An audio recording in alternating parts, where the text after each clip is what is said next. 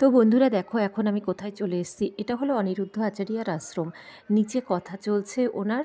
কিছুক্ষণ আমি কথা শোনার পর আমার ভালো লাগছিল, তো ওপরটা তোমাদেরকে দেখানোর জন্য আমি চলে এলাম ভিডিও করার জন্য। এখন দেখো ওপর চলে এসেছি আমি, এসে দেখো দেখাচ্ছি। দেখো এই ঠাকুরের সামনে তোমরা প্রায়ই দেখবে মহারাজকে প্রণাম করতে, পুজো করতে। তো যেহেতু জায়গাটা ফাঁকা ছিল বলে আমি ভালোভাবে ভিডিও করতে পেরেছিলাম,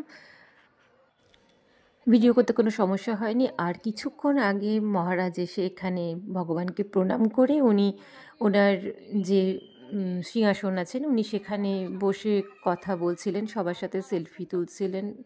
সেলফি তোলার জন্য যদিও অনেক পারমিশন নিতে হয়, ওনার কাছে তো চট করে যাওয়া যায় না। তো উনি সবার সাথে সেলফি তুলছিলেন, ওনার জন্য অনেক কিছু সবাই উপহার এনেছিলেন যারা, তাদের থেকে উপহারগুলো উনি নিচ্ছিলেন খুব যত্ন করেই। আমি যদিও কিছু আনতে পারিনি, আমি এত কিছু জানতাম না। তো তো যাই হোক, ভিডিওটাই করে নিলাম।